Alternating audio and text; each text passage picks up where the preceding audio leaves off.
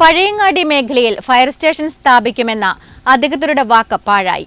ഇതിനായി സ്ഥലം ലഭിക്കാത്തതാണ് fire station സ്ഥാപിക്കാൻ തടസ്സമാകുന്നത്.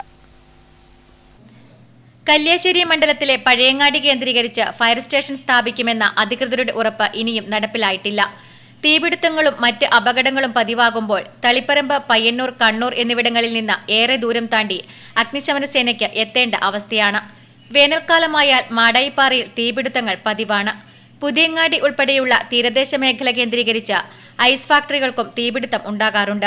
ഒപ്പം മറ്റു തീപിടുത്തങ്ങളും അപകടങ്ങളും ഉണ്ടാകുമ്പോൾ ഏറെ സമയമെടുത്താണ് ഫയർ യൂണിറ്റുകൾ ഇവിടെ എത്തിച്ചേരാറുള്ളത്. കഴിഞ്ഞ ദിവസം ബസ് സ്റ്റാൻഡിന് സമീപത്ത് തീപിടുത്തമുണ്ടായപ്പോൾ തളിപ്പറമ്പ്, പയ്യന്നൂർ യൂണിറ്റുകൾ എത്തിയാണ് തീ അണച്ചത്. തീപിടുത്തമുണ്ടായ കെട്ടിടത്തിന് സമീപത്താണ് പെട്രോൾ പമ്പ് ഉൾപ്പെടെയുള്ളത്. കൃത്യസമയത്ത് തീ നിയന്ത്രണ വിധേയമാക്കാൻ കഴിഞ്ഞതാണ് വലിയ ഒരു അപകടം ഒഴിവാക്കിയത്. പഴയങ്ങാടി കേന്ദ്രീകരിച്ച് ഫയർ യൂണിറ്റ് ഉണ്ടായിരുന്നെങ്കിൽ അല്പസമയം നേരത്തെ തീ അണയ്ക്കാൻ കഴിയുമായിരുന്നു. സ്ഥലപരിമിതി ചൂണ്ടിക്കാട്ടിയാണ് ഫയർ സ്റ്റേഷൻ നിർമ്മിക്കാനുള്ള തടസ്സമായി അധികൃതർ പറയുന്നത്. ചൈനാക്ലേ കമ്പനിയുടെ സ്ഥലം ഉൾപ്പെടെ വെറുതെ കിടക്കുന്ന സാഹചര്യത്തിൽ അത് ഉപയോഗപ്പെടുത്തണമെന്ന അഭിപ്രായവും ജനങ്ങളിൽ നിന്നും ഉയരുന്നുണ്ട്. വർഷങ്ങളായി ഈ ആവശ്യം ജനങ്ങൾ ഉന്നയിക്കുന്നുണ്ട്. ചൊവ്വാഴ്ച രാവിലെ റെയിൽവേ സ്റ്റേഷൻ പരിസരത്തും തീപിടുത്തമുണ്ടായിരുന്നു.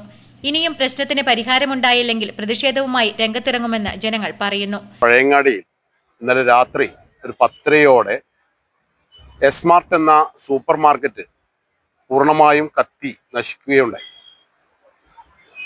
നമ്മളെ സംബന്ധിച്ചിടത്തോളം, നാട്ടിനെ സംബന്ധിച്ചിടത്തോളം വളരെ ദുഃഖകരമായ ഒരു വിഷയമാണ്.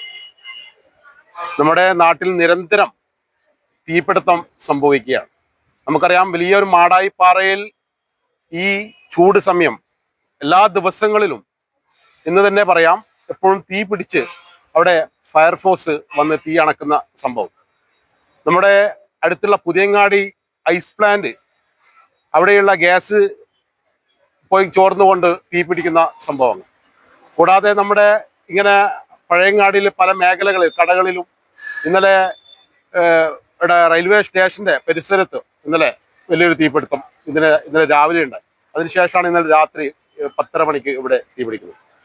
അവിടെയൊക്കെ തീ പിടിക്കുന്ന സമയത്ത് നമുക്ക് പയ്യന്നൂരിൽ നിന്നും തളിപ്പറമ്പിൽ നിന്നുമാണ് ഫയർഫോഴ്സ് ഇവിടെ വന്നിട്ട് തീ അണക്കുന്നത്.